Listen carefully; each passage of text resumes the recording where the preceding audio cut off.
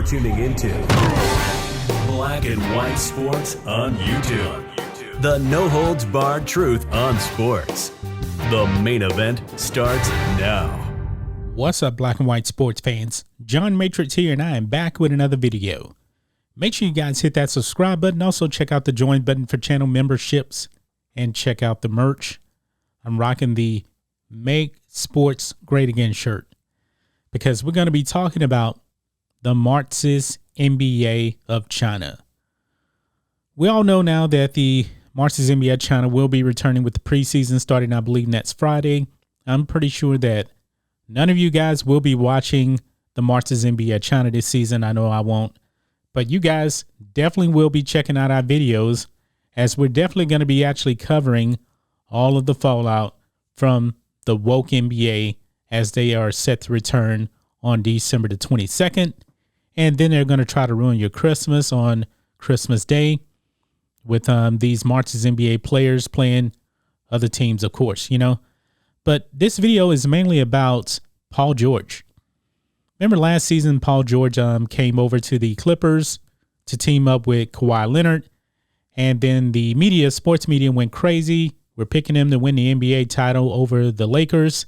And it did not happen because their coach, Doc Rivers, blew a 3-1 lead yet again in the playoffs against the Denver Nuggets. And that is the third time that Doc Rivers has actually blew a 3-1 lead. That is an NBA record, folks. But Doc Rivers also, man, check this out. When he has had a 3-2 series lead, he's actually lost the series 6 times, folks. 6 times. And Paul George, he has come out. He was actually on All the Smoke podcast talking about the Clippers season, talking about how he was actually misused by Doc Rivers.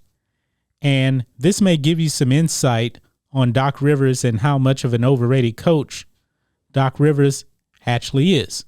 Okay? So this is what he said. He said, quote, "It was tough because we were confident. We were up 3-1 and we felt like we're going to win the next one.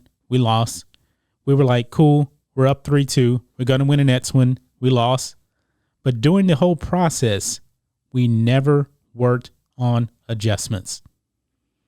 But during the whole process, we never worked on adjustments." That's what he said. We never worked on what to do differently. We just literally having the same shit happen over and over again. It started to play a trick on you like, man, what's going on? We were all talking amongst each other like the conversation is we were going to be all right. The conversation should have been like, nah, we need to change this. We need to switch this up. I don't think we deserved it. We wasn't prepared enough going into it. We didn't put the work into it. It was kind of like, we got PG, we got Kawhi Leonard. We're going to be straight. We're going to figure it out. So right there, man, he said they didn't make any adjustments in that playoff series. And guess what? Nobody watched that playoff series anyway. But this is telling, man, from Doc Rivers, because Doc Rivers was more focused on being so ultra woke inside the bubble. You remember he was actually crying. Oh, why don't they like us? Talking about white America, I guess, when it comes to black people in America, and police and all that. Because this was all around, I believe, the Jacob Blake thing, the monster known as Jacob Blake. We know his crimes. We're not actually going to get into it. But what got lost in that is Doc Rivers is highly overrated. He didn't have his team prepared whatsoever, but he definitely had his team prepared to be ultra woke. We know that, just like a lot of the other teams out there, folks. And Doc Rivers, he already has a built-in excuse for this season, because Doc Rivers actually said he's not confident that the NBA will be able to complete this season because of, you guessed it, the virus. This time around, they're not going to be in the NBA bubble, so they're going to be playing each team is going to be playing their home games in their home arenas. Still don't know what's going to happen with the Raptors, but we'll have to see about that. But he's concerned about that. And initial testing came back from around, I believe it's like 584 NBA players. 48 NBA players have tested positive for the virus. So Doc Rivers, he's already terrified of the virus and everything. He should actually be more concerned about getting the Sixers to actually win a game. Would I actually be surprised if the Sixers blew a 3-1 lead? No, I wouldn't, man, because this is Doc Rivers' track record. And Paul George absolutely put him on blast. He said the team made no adjustments. Doc Rivers is to blame for that, Even though, they have Kawhi Leonard now. Kawhi Leonard was on the team. He won the championship, of course, with the Raptors. And they still lost to an inferior team. The Nuggets are a good team, but I don't think they were as good as the Clippers. I really don't.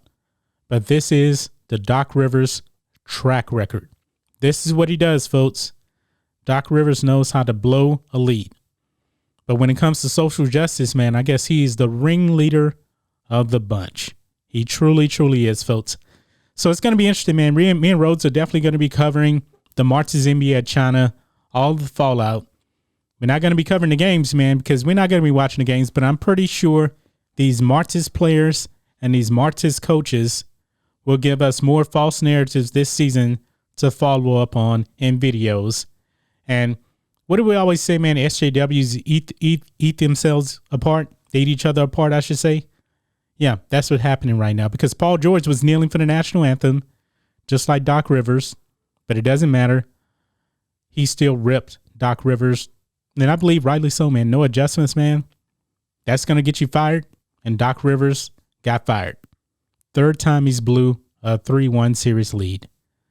That's just my thoughts on this. What do you guys think of this? Paul George coming out and destroying Doc Rivers. Not surprised, folks. Really, really not surprised. We'll see what happens with the Clippers, LeBron James. And hopefully, man, we can get fans back into the arenas sooner than later, man, because I'm really interested to see what the attendance is actually going to be like when fans are attending the games. Sellouts probably will not happen.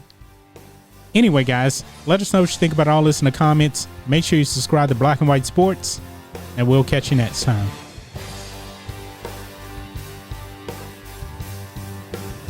Thanks for watching the show. Be sure to like, comment, and subscribe. Be sure to tune in next time on Black and White Sports.